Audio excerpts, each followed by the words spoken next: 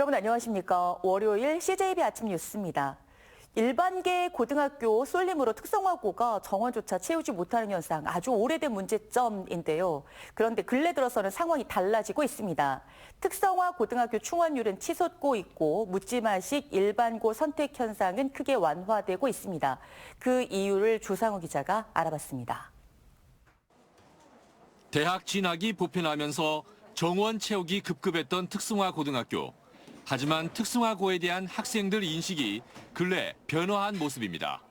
도내 특성화고 신입생 모집 결과 미달 학생 수는 지난 2023학년도에 358명, 충원율은 89.5%에 그쳤지만 2025학년도엔 미달 학생 수가 87명으로 크게 줄었고 충원율도 96.8%에 달했습니다.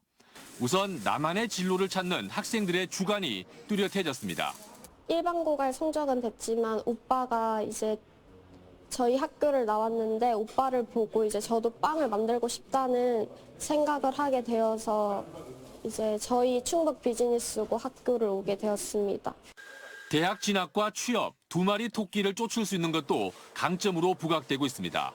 실제로 지난해 충북 직업계고 졸업자 취업 통계조사 결과 졸업자 3천여 명 가운데 대학 진학자가 50.5%를 차지했고 취업자도 24%나 됐습니다.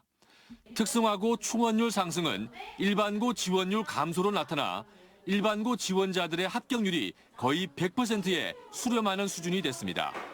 청주시 일반고 불합격자 수는 190명에서 2년 만에 34명으로 크게 줄었습니다.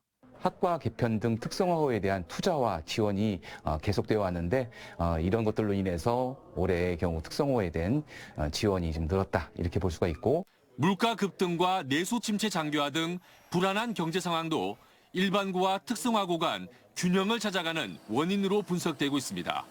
CJB 조상우입니다. 충청북도가 탄소 중립 실현을 위해 올해 기후대기 분야에 6,933억 원의 예산을 투입해 정책 사업을 추진합니다. 올해 관련 예산은 지난해 대비 37%, 1,900억 원 가까이 늘어난 규모로 도는 이번 예산을 활용해 탄소 중립 지원센터를 북부권에 추가 지정하고 13,000여 대의 친환경 자동차 보급, 6,500여 대의 조기 폐차를 유도할 계획입니다. 한편 도는 도내 소규모 사업장의 대기 오염물질 방지 시설과 가스 낸 난방기의 배출가스 저감 시설 설치도 지원할 예정이라고 밝혔습니다. 최근 강추위가 이어지고 있는 가운데 청주시가 수도 계량기 동파 상황실을 운영합니다. 올겨울 들어 청주에서는 지난 10일 기준 20여 건의 계량기 동파 신고가 접수된 가운데 당분간 추위가 지속될 것으로 예상됨에 따라 시는 상황실 운영을 통해 상시 대응 태세를 유지할 계획이라고 밝혔습니다. 시는 수도 계량기 유리 부분이 깨졌거나 물이 나오지 않을 경우 상수도 사업본부 동파 상황실이나 당직실로 신고해 줄 것을 당부했습니다.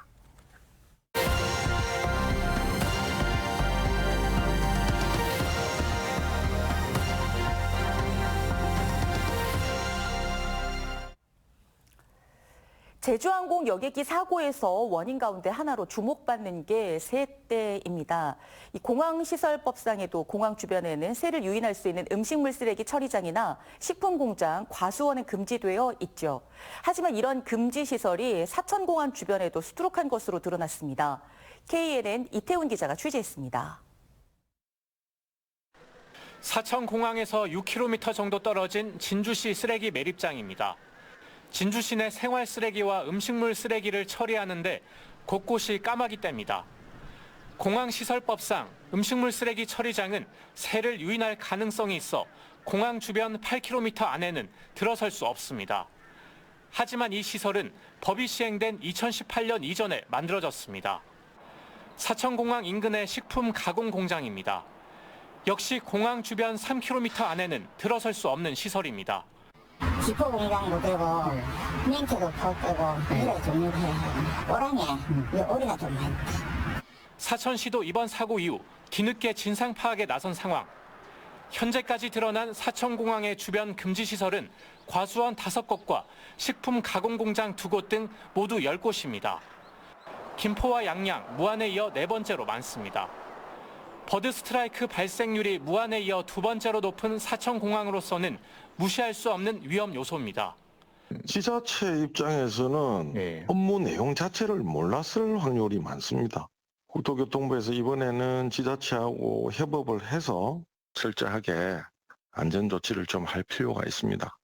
김해공항 주변에도 식품 가공 공장 등 금지 시설 2곳이 있는 것으로 나타났습니다. 하지만 공항시설법의 경우 금지 시설을 제재할 수 있는 법적 근거가 없습니다.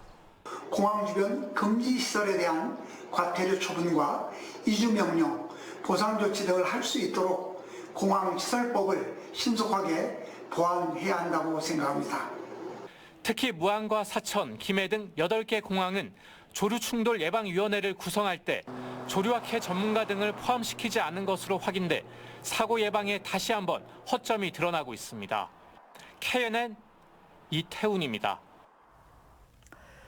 청주시가 야생동물의 농작물 차단 시설 설치비를 지원합니다. 이번 지원 대상 시설은 철선과 전기 울타리, 조류 퇴치기 등으로 설치비의 60% 최대 400만 원까지 지원 가능합니다. 청주시는 오늘 13일부터 이틀간 신청 접수를 받는 가운데 피해가 반복적으로 발생하거나 피해 예방 노력을 적극적으로 한 농가를 우선 선발하겠다고 밝혔습니다. 한편 최근 5년 사이 해당 사업에 지원을 받은 경력이 있거나 농식품부로부터 비슷한 지원을 받는 농가는 선발 대상에서 제외됩니다. 청주시 일부 부서의 부실한 민간 보조금 집행 사례가 감사를 통해 적발됐습니다. 자체 감사를 벌인 청주시는 지난 2021년부터 23년 사이 지방 보조 사업들 가운데 33건의 부적정 집행 사례를 확인해 19건을 시정 조치하고 14건을 주의 처분했다고 밝혔습니다. 적발된 사례들을 살펴보면 보조 사업 용역 계약 이전에 민간단체에게 보조금을 지급하거나 특별한 안내 공고 없이 특정 업체와 수의 계약을 한 사실도 포함됐습니다. 시는 이번 감사를 통해 부적정하게 집행된 보조금 304만 원을 회수했다고 설명했습니다.